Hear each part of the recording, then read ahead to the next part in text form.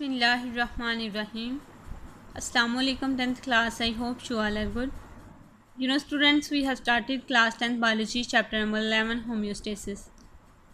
और स्टूडेंट्स आपको पता है कि हमारा चैप्टर होम्योस्टेसिस के बारे में जो है वो कंप्लीट हो चुका है और इस चैप्टर में हमने डिस्कस किया कि होम्योस्टेसिस का प्रोसेस प्लांट्स में किस तरह से होता है और एनिमल्स में किस तरह से होता है. आई होप कि आपने इसको लर्न किया होगा और अच्छे से जो है वो इसको किया होगा, डायग्राम्स को देखा होगा और इसमें जो है वो आपको कोई भी प्रॉब्लम अब नहीं होगी.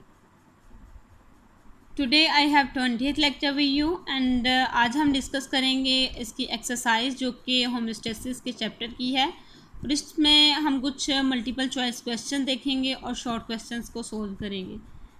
तो सबसे पहले हम मल्टीपल चॉइस क्वेश्चंस को देखते हैं. यहाँ पर 4 ऑप्शन दिए गए हैं, इसमें से हमने करेक्ट ऑप्शन इस क्वेश्चन के अकॉर्डिंग जो है वो बताना है, स्टेटमेंट के अकॉर्डिंग जो है वो बताना है.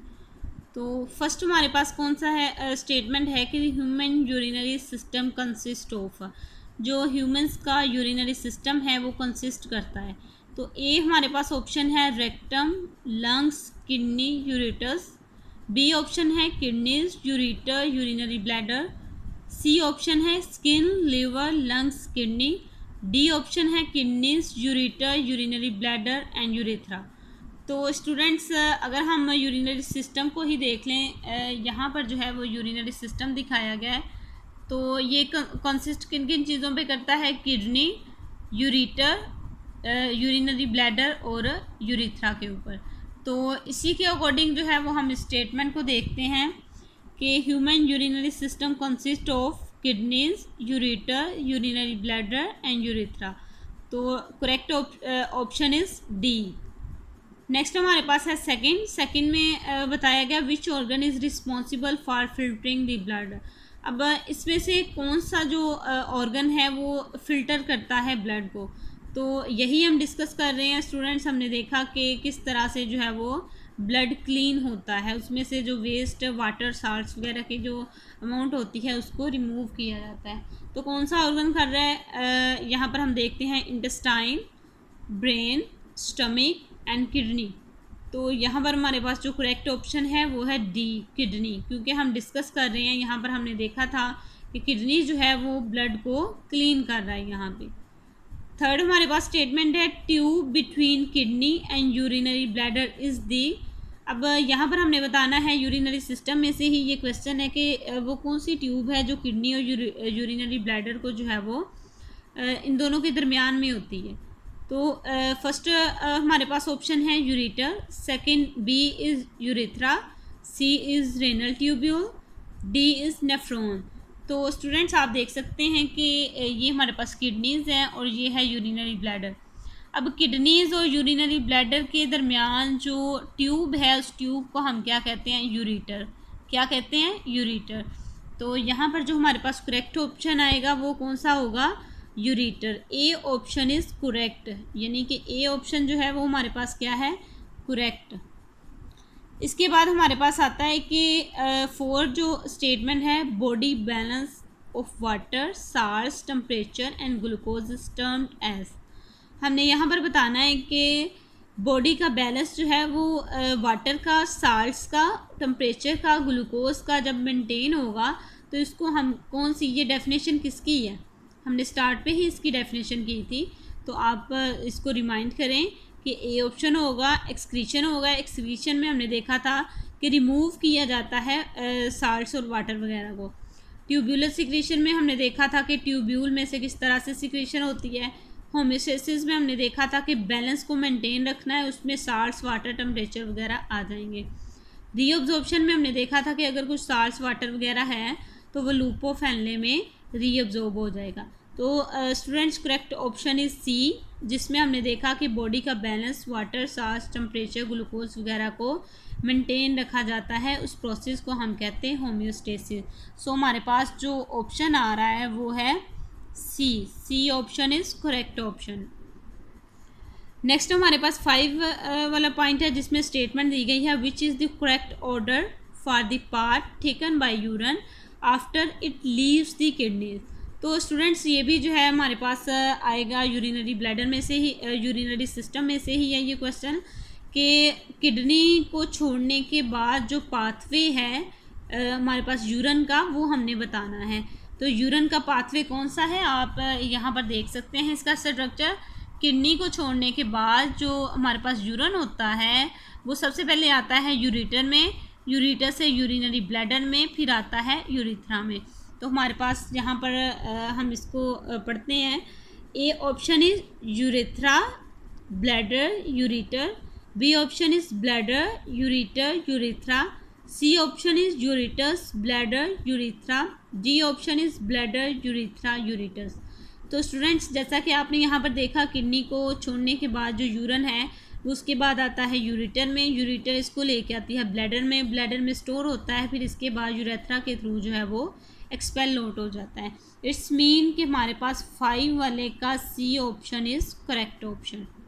तो स्टूडेंट्स, नेक्स्ट हमारे पास 6 वाली स्टेटमेंट है, what is the function of the ureter. अब यूरेटर कौन सा काम करती है, ये भी यूरिनरी ब्लैडर यूरिनरी सिस्टम में से ही है ये क्वेश्चन, कि यूरेटर का काम है। अभी हमने देखा कि यूरेटर क्या करती है कि यूरिन को किडनी से लेके आती है यूरिनरी ब्लैडर में। तो हम यहाँ पर इसका फंक्शन देखते हैं कि टू स्टोर यूरिन, ये भी नहीं है। To carry urine from the kidney to bladder, yes, B option is correct option. इसके अलावा to carry urine out of the body, ये काम भी नहीं करती। To remove waste from the blood, ये काम भी नहीं करती। तो करेक्ट ऑप्शन हमारे पास है B option, to carry urine from the kidney to bladder.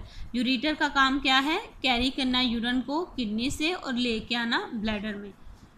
तो नेक्स्ट हमारे पास 7 वाली स्टेटमेंट जो है वो है, what waste products are excreted by kidneys. जो किडनीज हैं वो कौन से वेस्ट प्रोडक्ट्स जो है उसको एक्सक्रीट आउट करते हैं। A option is urea, water and salts. B option is salts, water and carbon dioxide. यहाँ पर कार्बन डाइऑक्साइड है, ये तो नहीं आता इसमें।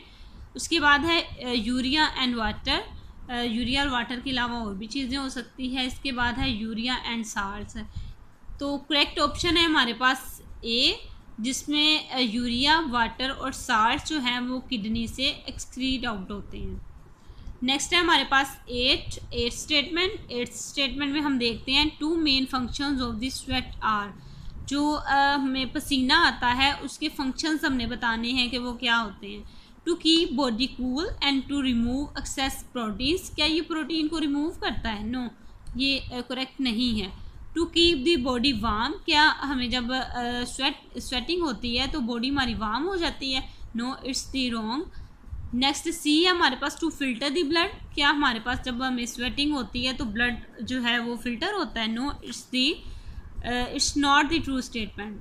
D option is to remove waste products and to cool the body, yes, जब हमें पसीना आता है तो वहाँ से वेस्ट प्रोडक्ट्स जो है वो रिमूव होते हैं और कूलिंग जो है वो फील होती है। तो हमारे पास D option is correct option. Next हमारे पास 9 वाली स्टेटमेंट जो है, which would not be present in the filtrate entering the Bowman's capsule of nephron. क्या होता है कि हमारे पास कौन सी चीज़ जो है वो प्रेजेंट नहीं होती जब फिल्ट्रेट जो है वो एंटर होता है बोमेन कैप्सूल में नेफ्रॉन के।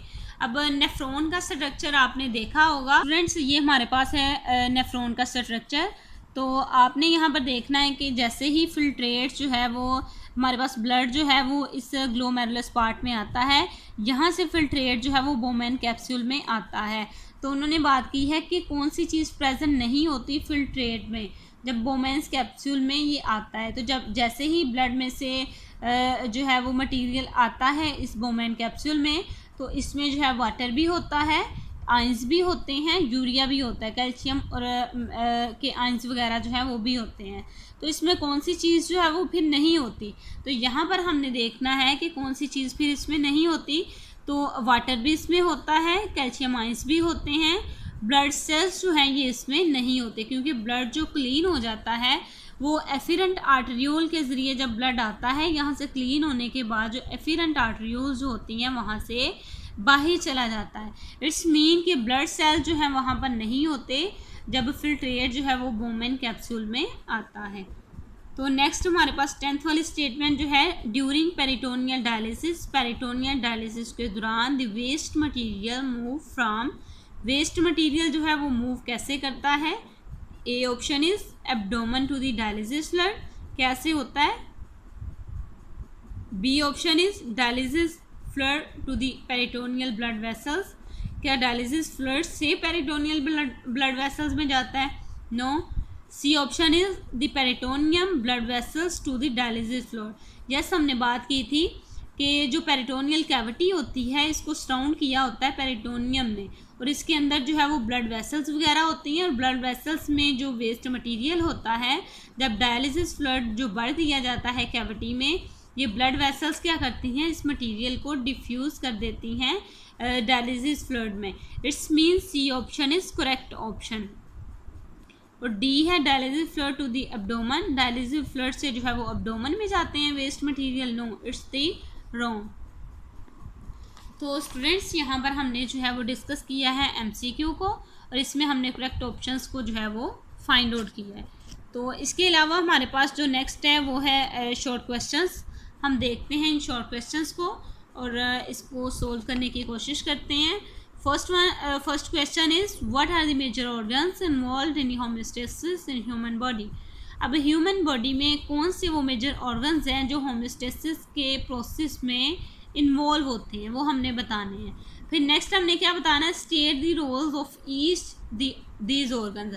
अब जितने हमने यहाँ पर ऑर्गन बताने हैं इनका रोल भी बताना है होमोस्टेसिस में, कि ये जो ऑर्गन है ये होमोस्टेसिस में कौन सा रोल जो है वो प्ले करते हैं।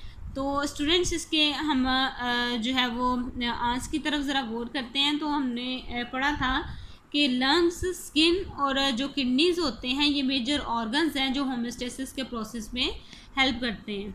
लंग्स क्या करते हैं? लंग्स जो है वो गैसेस को, जैसे कार्बन डाइऑक्साइड को जो है वो बाहर निकालने का काम करते हैं, ऑक्सीजन को जो है वो प्रोवाइड करते हैं, तो इस तरह से इसकी कंसंट्रेशन को मेंटेन रखते हैं। फिर अगर हम किडनी की बात करें तो किडनी का हमने सारा जो है वो स्ट्रक्चर फंक्शंस हमने डिस्कस किए हैं, किस तरह से वाटर साल्ट्स वगैरह की कंसंट्रेशन को ये मेंटेन रखता है। और अगर हम स्किन की बात करें तो स्किन क्या करती है कि स्किन जो है वो स्वेट प्रोड्यूस करती है जिससे कूलिंग भी फील होती है। इसके अलावा वेस्ट मटेरियल वगैरह जो है वो भी रिमूव हो जाते हैं बॉडी से। तो इस तरह से ये 3 ऑर्गन जो हैं ये हेल्पफुल होते हैं होम्योस्टेसिस में, और इसका हमने स्टेटमेंट में जो है वो इसके ऑर्गन्स को भी डिस्कस किया और इसके जो है वो फंक्शंस को, इसके रोल को भी डिस्कस किया। नेक्स्ट हमारे पास है second question, that is the identify and label the diagram. अब ये डायग्राम एक यहाँ पर आपको दिखाई गई है, आपने क्या करना है? इसको लेबल करना है।